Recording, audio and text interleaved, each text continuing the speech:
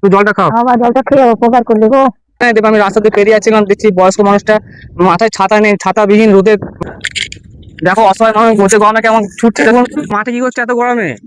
লোকের গরু লোকে গরু চড়াচ্ছ না? লোক কত টাকা করে দেয় প্রতিদিন?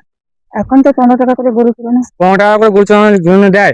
এত রোদ গরমে সানস্ট্রোক হয়ে যাবে। এখন বয়স্ক, অনেক বয়স, তো বয়স হয়েছে, এত বয়সে মাঠে ঘুরলে হবে? এত এখন বেলা 2টো বাজছে। খাবার নিজেদের খাবার কি আর জোগাড় করো? খাবার কি করে জোগাড় করবো? খেতে জোগাড় করবো ওটা বাবু বাবু।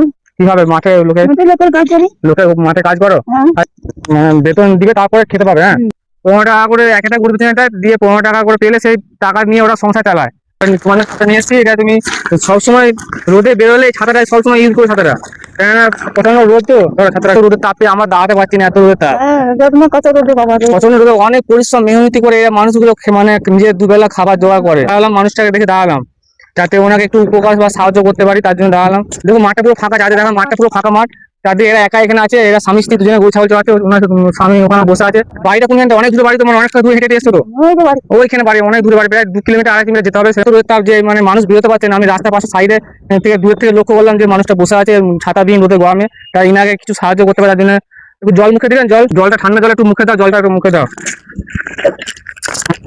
জলটা মুখে দাও, হাতে ধুও, মুখে দাও জলটা।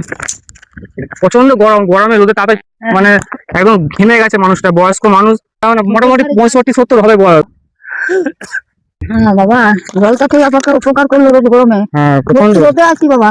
বাবা আমাকে অত রোদ গরমে ছাতাটা দিয়ে আমাকে উপকার করলে। তোমাকে যেমন তোমার আশীর্বাদ করে মতো আরো বড় হোক। এই টাকাটা